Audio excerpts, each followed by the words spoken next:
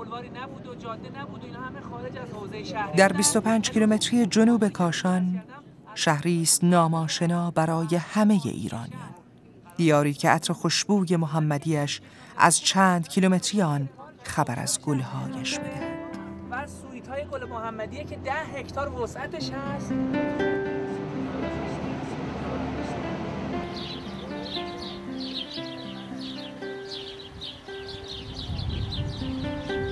اگر از اصفهان حرکت کنیم 195 و اگر از تهران عازم شویم 250 کیلومتر را باید طی کنیم تا به قمصر برسیم، به دره‌ای سرسبز که اردیبهشت ماه آن گوشه‌ای از بهشت را می‌نماید.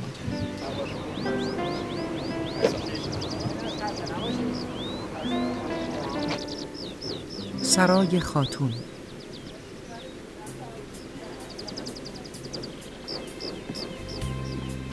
نکته قابل توجه در این شهر ابتکار و خلاقیت و همت و تلاش یکی از هم‌میهنان عزیزمان است که با صرف هزینه‌های گزاف و پیگیری چند ساله توانسته از ترکیب هنرهای این مرز و بوم و الهامگیری از آنها به خصوص هنرهای معماری در اصفهان اثری ماندگار و زیبا برپا نماید تا یادآور میراث ارزشمند این سامان باشد.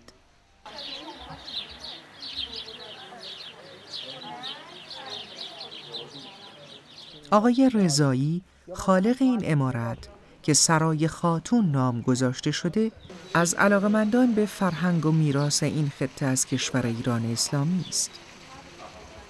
منم مثل خیلی از ایرانی‌ها دیگه تو خونه پدر بزرگی بودم که یک سه‌دری با ایوون، 2 تا گوشواره و 2 تا سه‌دری در کنارها داشته.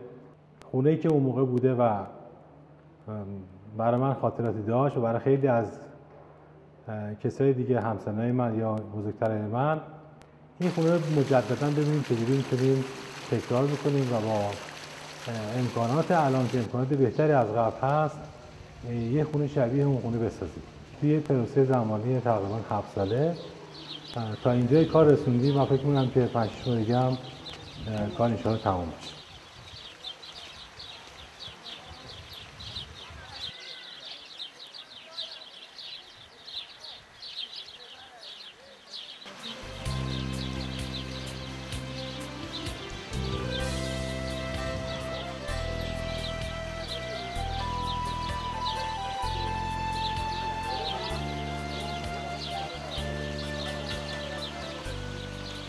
اما موضوعی که خانه ایرانی داره و ما اصرار داشتیم که یک خانه ایرانی طراحی بکنیم و بسازیم اینه که در خانه ایرانی از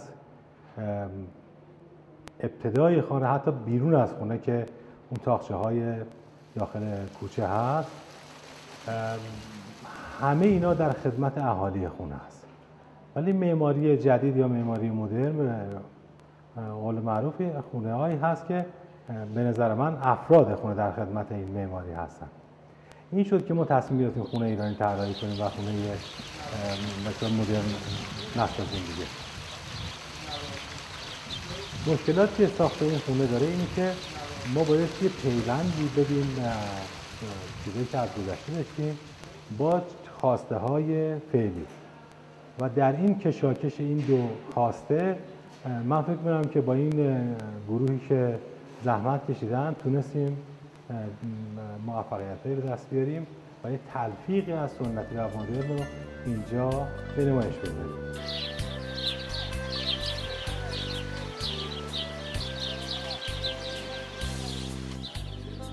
اینجا سعی کردیم از قرون مختلف معماری، از تاریخ‌های مختلف معماری استفاده می‌کنیم.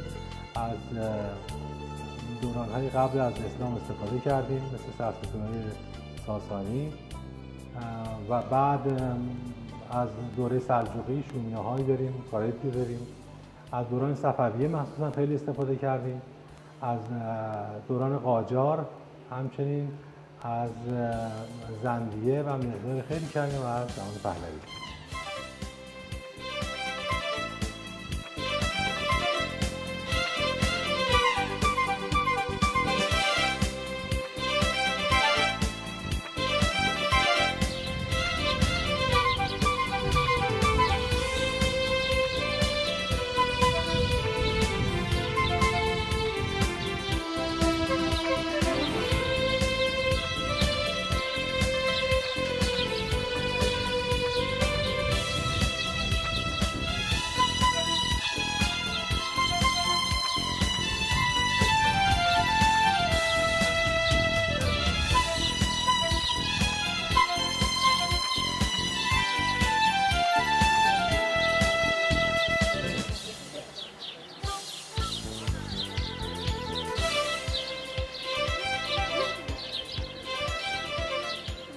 یکی از خصوصیات این خونه این هست که دو تا حیاتی که حیات خلوت از پشت داره و یه حیات صحن جلو داره که اون حیات عمومی داره و این حیات خلوت پشت حیاتی کاملا خصوصی. دیگه امکانات امروزی مثل جکوزی، سونا و همه اینا که قدیما ما به حالت خزینه داشتیم اینا استفاده شده اینجا. آشپزخونه همینطور ما به جای کابینه مثلا گنجه استفاده کردیم و هر آنچه که تونستیم از سنت ها اونچه که داشتیم تبدیل بدیم که بتونیم همین الان کارآمد رو کنیم و استفاده کنیم.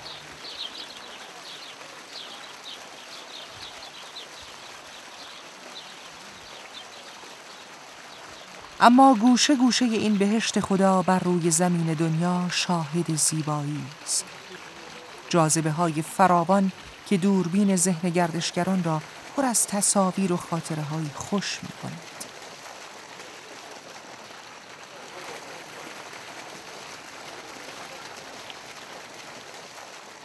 سازمان میراث فرهنگی اخیراً اومده و میگه که اگر فردی یک اثر هنری داره، ضمن اینکه مالکیتش متعلق به اون فرد هست، ولی اون اثر هنری یک سرمایه ملیه که ملکیتش در اختیار آقای فلان هست و همین منزل هم جزء همون موارد خواهد شد که این هرچند آقای رضایی زحمت اینجا رو کشیدن، ولی این نهایتاً سرمایه ملی هست و ایشون هم اگر علاقه‌مند به ملیت خودشون و سرمایه‌های میراثی خودشون نبودن، این شرایط رو این چنین به وجود نمی آوردن.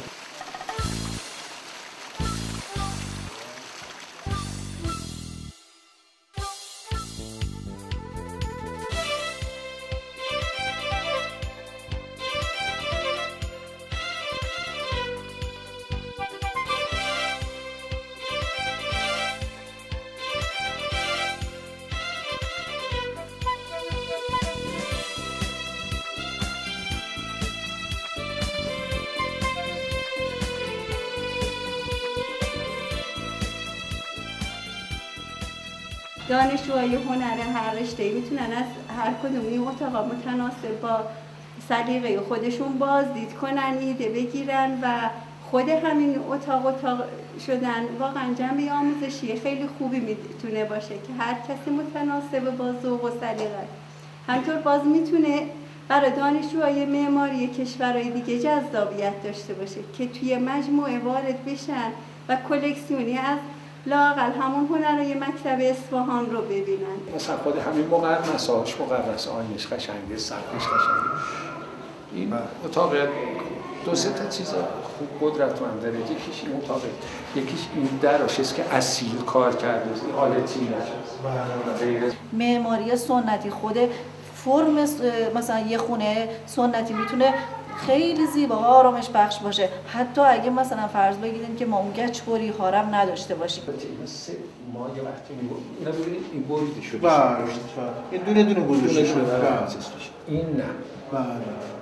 اگر ما یک اثری قدیمی 100 سال 200 سال 300 سال پیش از اینا میبینیم و ازش لذت میبریم و ایرادی هم کم نمیگیریم یا کمتر میگیریم، چند تا علت داره. یکی این که اون اثر به مرور زمان و به تدریج به وجود اومده. امروزه ما یک مرتبه از یک سو هجوم بیوقفه تکنولوژی رو داریم، از یک سو فرصت بازسازی خودمون و وفق دادن شرایط موجود و نیازهای موجود با تکنولوژی و همچنین حفظ و حراست از میراث قدیمی خودمون رو نداریم. یعنی میخوام بگم در یک ازدحام بیوقفه از تکنولوژی هستیم. از یک سو نیازهای شدید نیازهای امروزی خودمون مواجه شدیم، از یک سو هم میخوایم که حفظ بکنیم موقعیت قدیمی خودمون رو. این یک کاری بسیار بسیار سختیه.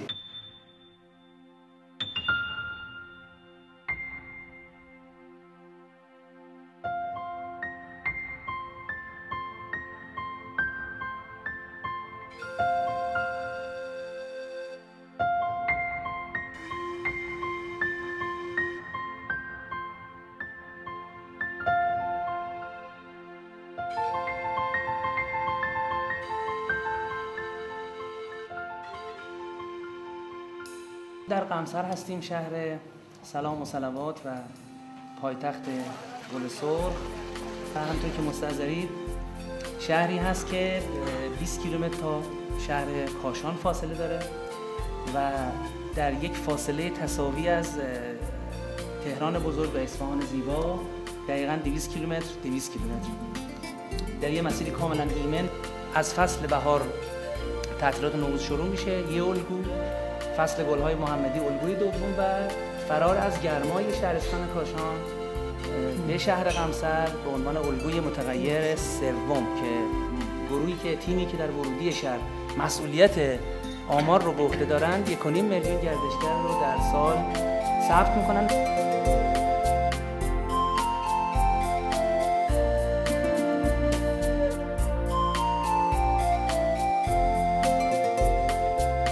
در تمام دنیا بهترین رویشگاه گل محمدی قمصر کاشان است و شاید این تدبیر خداوند است تا ایرانیان این فرصت را غنیمت شمرند و به شکرانه این شمیم خوش هزاران هزار صلوات در موسم چیدن گل و تهیه گلاب بر روح پاک پیامبر و خاندان نبوتش بفرستند.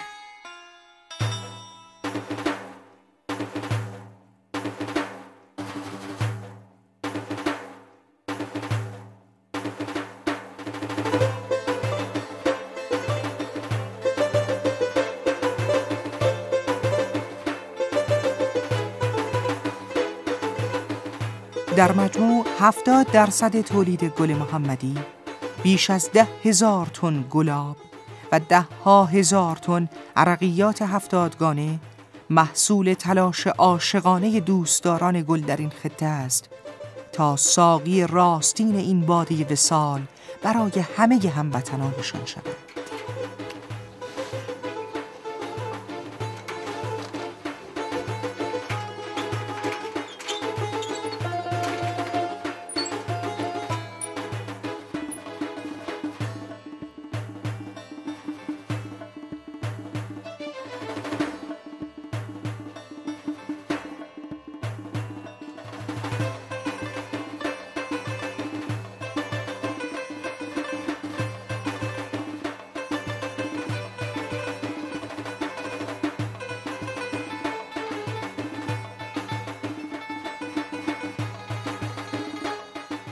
گل گفت اگر دستگهی داشتمی بگریختمی، اگر رهی داشتمی با بیگنهی چنین مرا می سوزم، ای وای به من گر گنهی داشتم.